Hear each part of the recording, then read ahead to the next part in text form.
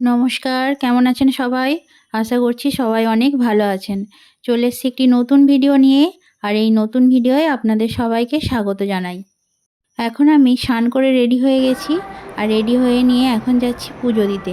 আমাদের বাড়ির সামনেই বলতে পারেন, একেবারে পাশেই রক্ষাকালী পুজো হচ্ছে, তো সেইখানে এখন যাব পুজো দিতে। মা এদিকে পুজোর সমস্ত কিছু রেডি করে দিচ্ছে। পুজোর যা কিছু মাই রেডি করে দেয়, আমি শুধুমাত্র নিয়ে যাই। এখনো পর্যন্ত আমাকে পুজোর জন্য সেইভাবে কিছু করতে হয় না। যদি খুব বেশি কাজ থাকে তবেই হয়তো আমাকে হাত লাগাতে হয়, নাহলে মা সবটা রেডি করে দেয় আর আমি নিয়ে যাই। পুজো দেওয়ার জন্য নিয়ে নিয়েছি এখানে ফল আর সন্দেশ, তার সাথে নিয়েছি চাল আর আলু।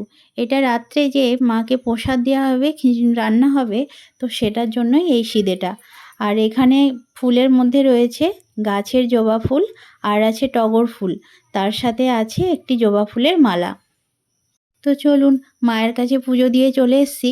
শ্যামর বাবা তো অফিসে বেরোবে, সেই জন্য এখন রান্না বসিয়ে দিয়েছি। আর এখন যেটা বড়া করছি সেটা এই প্রথমবার আমি করছি। এটা হচ্ছে কুলেখাড়া শাকের বড়া।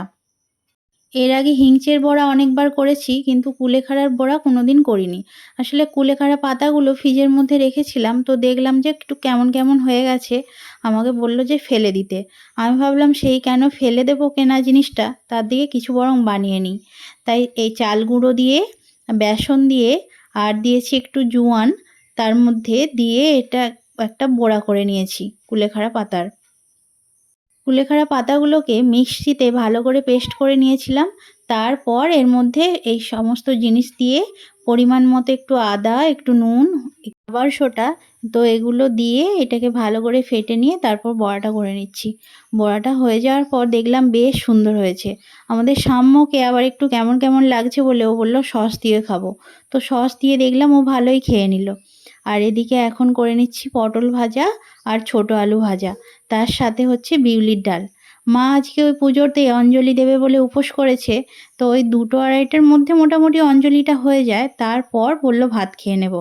সেই জন্য আর সেরকম বিশেষ কিছু রান্না হচ্ছে না। আর হ্যাঁ, এতে আছে পাট শাক ভাজা।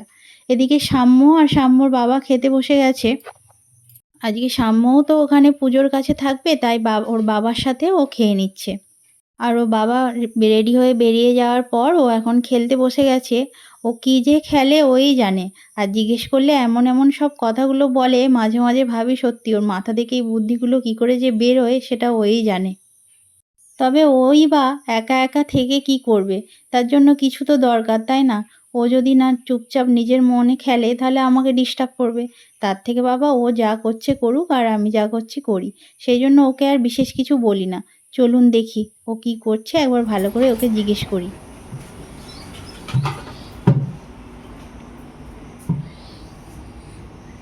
ওটা কি করেছো বাবু বক্স দিয়ে?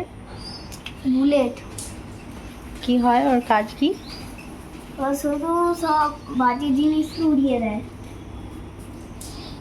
আর এই যে এটা কি? এইটাই তো বুলেটটা একটা, এনে সবাই ঘুমোবে। আর এইটা এই যে এইটা এটা একটা, এইটা একটা যে এইখানে থাকে।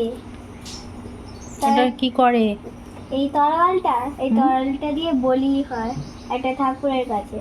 এইখানে সেই ঠাকুরটা আছে। কি জিনিসটা, নীল কাটার ভেঙেছো? না, হ্যাঁ, এটা তো নীল কাটারেরই মনে হচ্ছে, দেখে দেখি।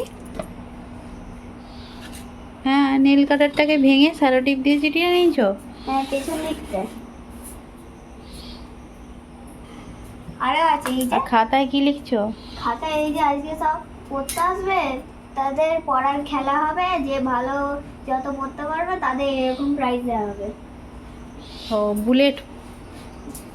কার কোনটা বলে দিচ্ছি। আচ্ছা, এটা কি হয়েছে? এইটা এই যে এটা কি করেছো? এইটা একজন বসে দেখছে, সব এইখান থেকে দেখছে সবাই কি করছে। আর এই যে কোনগুলো কার, এটা আদিত্য দাস। ওটাতে কি আছে? মধ্যে কিছু নেই। ওটা তো মনে হচ্ছে ঠাম্মি চশমার বাক্সগুলো নিয়েছিস। না না, আমি ওগুলো বার করে দিয়েছি। তো দাদা ওগুলো বার করে দিয়েছি, ও আবার নিয়ে খেয়েছে। সৃষ্টি দিদি, ওইখানে দিদি বলে দেবে।